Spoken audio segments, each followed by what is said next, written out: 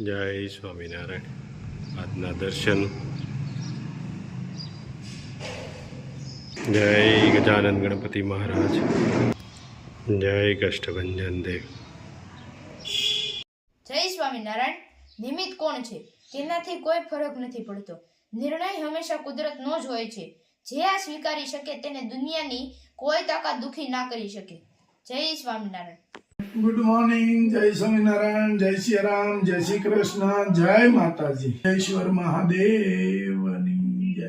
કાચરીનું કામ ચાલુ થઈ ગયું છે. મસ્ત કાચરી કે હવે જ્યાં સુધી ઉનાળો નહીં આવે ત્યાં સુધી કાચરીનું કામ સખત ચાલુ રહેશે.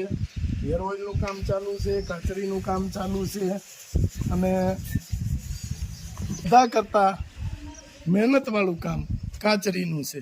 અને લોકો પાસે એટલી બધી કાચરીની માંગ છે આપણી પાસે કે તમે અમને મોકલો અને સુકાય. આની પહેલાં એક લોટ આપણે બનાવ્યો તો એ લોટ તો જતો જ ગયો કે કાચરી નામે ન રહ્યું. હવે પછીનો આ લોટ સુકાશે ત્યારે મોકલે. આપણે ફ્રેશ વસ્તુ જ બધાને મોકલવી છે. બરાબર, પડતર વસ્તુ મોકલવી નહીતર કાચરી આપણે જોઈતા પૂરતી બનાવી છીએ પણ આ ફેરે કાચરી સાઈડમાં તેલની ઔષધિ બધું સાથે ચાલુ જ છે. હવે એક લોટ પછી લોટ અહીંયા સુકાતી છે નિલેશભાઈનું. આ નિલેશભાઈનું ઘર છે એટલે અને જોઈ લ્યો અમારે આ નજારો આપણે પહેલાંય બતાવ્યો હતો. નજારે અમારા ઘનશ્યામભાઈ જો ગાયો માટે સારો લઈને આવી ગયા છે. શું છે ઘનશ્યામભાઈ? જોઈ લો ઘનશ્યામભાઈ ટુ વ્હીલની પાછળ રેકડો બનાવ્યો છે અને રેકડામાં સારો. હા લ્યો, આ જો ધક્કો મારવા આવી ગયા. કાચરી બોમ્બે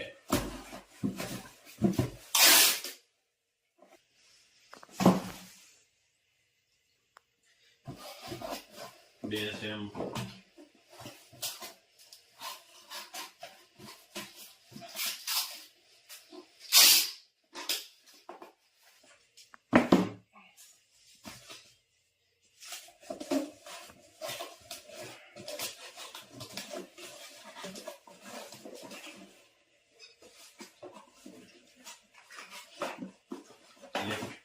શેમ્પુ 8 સાબુ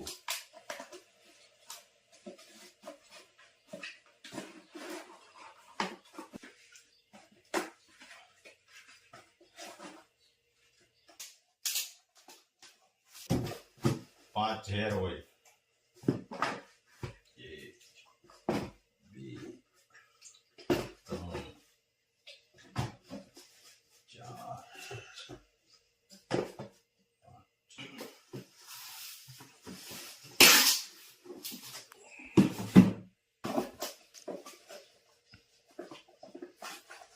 શેમ્પુ રાજુલા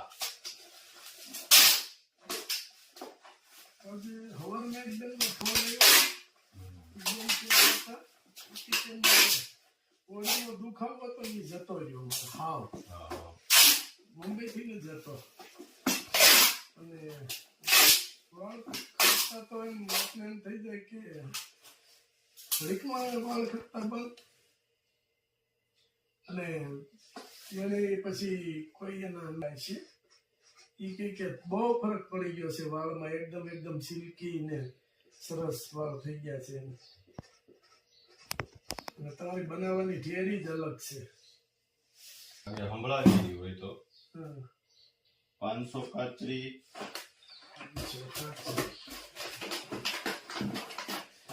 6 સાબુ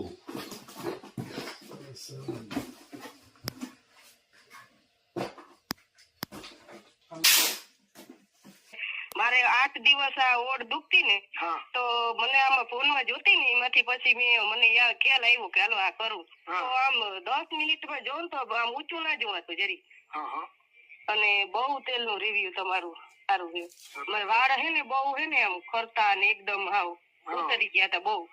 અને એકદમ ગ્રોથે થઈ ગયો અને બહુ ખર્ચાઈ બંધ થઈ ગયા. તો મારા જેઠાણીને મેં કીધું કાલ આવ્યો તો એને મગાવ્યું છે શેમ્પુ અને મારા બેનને કીધું તો એ કે તાર વાળમાં ઘણો ફેર પડી ગયો. તમારું જે છે ને એમાં ચાવીથો હલતો નથી એટલી ઔષધિ ના બહુ તમારી મહેનત અને બહુ એટલે બહુ એમ. અને અમે થાય ને એટલે અમે તો 4 બેનું હોય એટલે મારી બીજી બેનું ને હજી હું કઈ ભેગી થાય ને એટલે હા. હાલો હવે પાર્સલ જો સુરત થી આવ્યો સ્પેશિયલ ભજીયાના કારીગર. એ બાબુ જય સ્વામિનારાયણ. બાબુએ જમવાનું કર્યું ત્યારે બધા જો અહીંયા બાલ્કની તો બેહી ગઈ છે. હા એક જ ડીશમાં હો પણ બધા કેટલા છે 1 2 3 ને 4 અહીંયા બધી છોકરીઓ જો અંતુબેન ડાયા છે કેમ. હા એનું બેન ને તમારે વાળ બાંધવા ના પાડીશ કેમ ચાણક્યું છે આ. તું તાર મમ્મી વગરની રહી છે અહીંયા. બાળકો બેસી ગયા બધા જમવા ભજીયા. એ મરચા પટીના મરચા ખાવા મને મારી એટલા હું ખાઉં છું.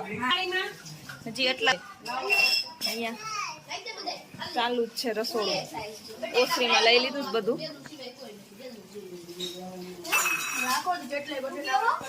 મરચાના ભજીયા તળાય છે. હજી આટલા બધા બનાવવાનું બાકી રાખ્યા છે.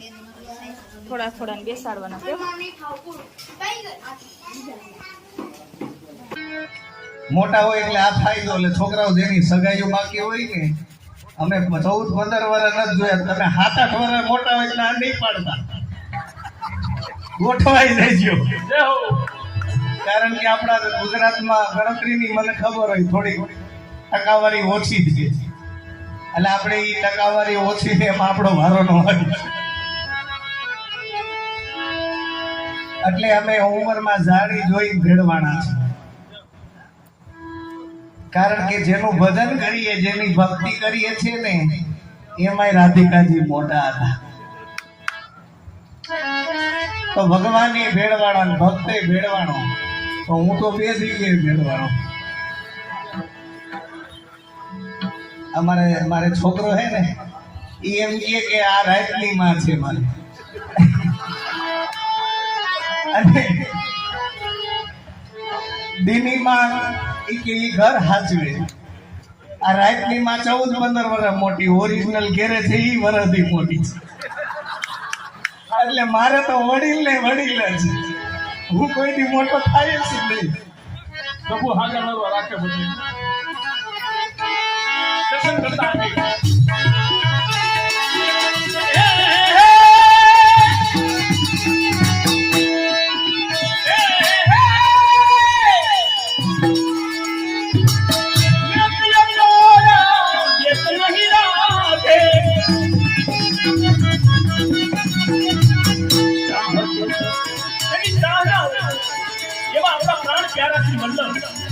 चाहत की सोए कमल फट टूटी न हो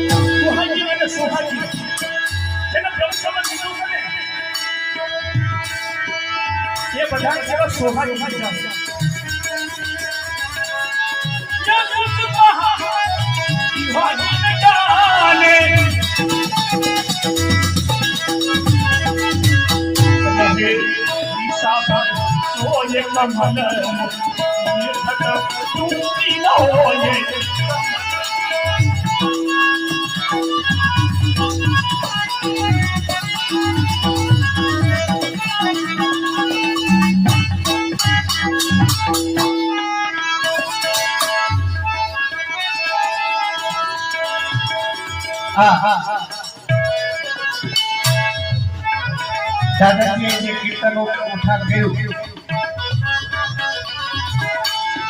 પરમાનંદદાસજીનું કીર્તન છે અને શબ્દ છે એના વ્રજ ભાષામાં લખેલા. નિરખત તૃપ્તિ ન હોય કમલ મુખ નિરખત તૃપ્તિ ન હોય તો કે કમલના ફૂલ જેવું મુખારવિંદ સુંદર કોનું છે? આ સહજ પ્રશ્ન થાય કેની વાત કરે છે?